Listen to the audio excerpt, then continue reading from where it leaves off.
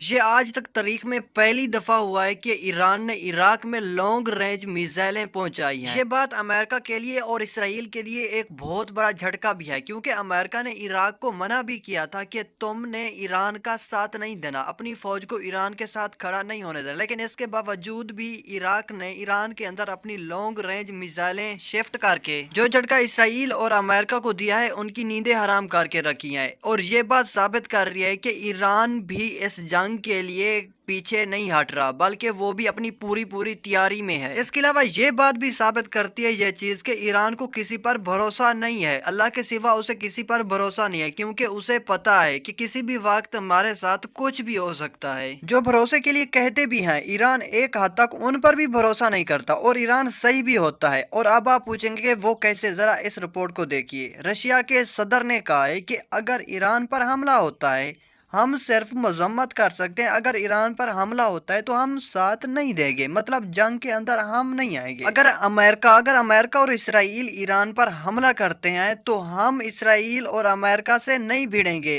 ایران کو بچانے کے لیے۔ رشیا کے صدر نے کہا ہے کہ ہم نہیں چاہتے کہ ایران کے ساتھ کسی ملک کی جنگ ہو، اور ہم بات کروانا چاہیں گے، لیکن اگر کوئی ملک ان پر حملہ کرتا ہے تو ہم بیچ میں نہیں کودیں گے۔ طرف ایران کے راشٹرپتی نے یہ بات صاف کلیئر کر دیا ہے کہ ہم امریکہ کے ساتھ بات چیت کرنا چاہتے ہیں، اگر وہ ہمارے ملک میں آ کر کاروبار بھی کرنا چاہتے ہیں تو وہ کر سکتے ہیں، لیکن ہماری جو سیاست ہے اس میں وہ انٹرفیئر نہ کریں، ہمارے ملک کے جو ذاتی کام ہیں ان کے اندر انٹرفیئر وہ نہ کریں۔ یعنی باہری طاقت جو ہمارے ملک کے ذاتی کاموں میں آ کر انٹرفیئر کرے گی وہ ہمیں قبول نہیں ہے۔ جہاں پر کافی سارے ممالک یہ کہہ رہے ہیں کہ ایران کو تھوڑا ہاتھ ہولا رکھنا چاہیے، اور کافی سارے ملک جو ہیں وہ اس کے خلاف ہو رہے ہیں، تو وہیں ایران نے آرمینیا کے ساتھ جنگی مشقیں شروع کر دی۔ که از امروز به مدت 2 روز در منطقه مرزی نوروز انجام خواهد گرفت.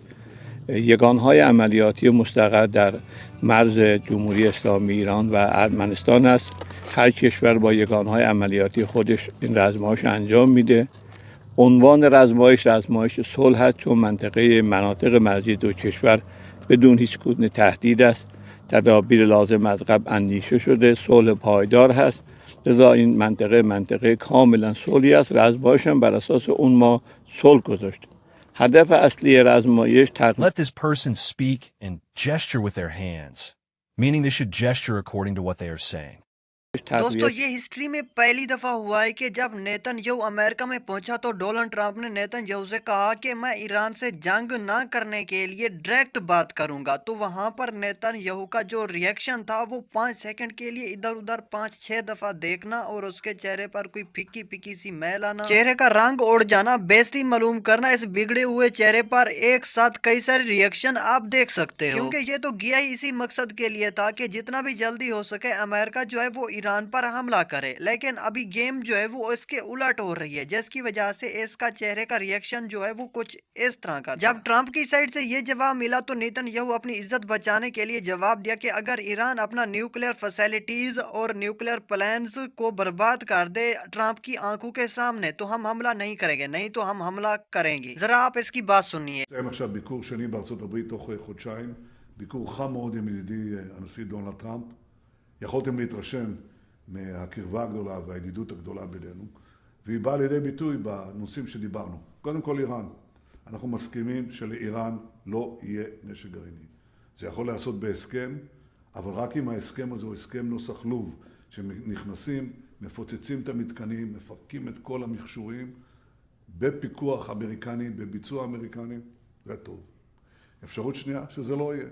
שהם סתם יגררו את השיחות, ואז האופציה היא צבאית. כולם מבינים את זה, על כך דנו באריכות. נושא שני שדיברנו עליו זה עזה.